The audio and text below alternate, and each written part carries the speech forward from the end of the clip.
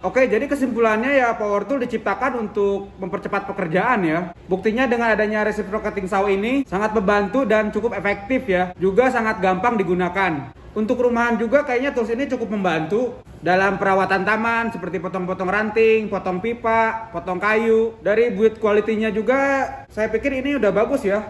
Detailingnya cukup rapih dan kokoh. Jadi saya cukup suka dengan alat ini ya.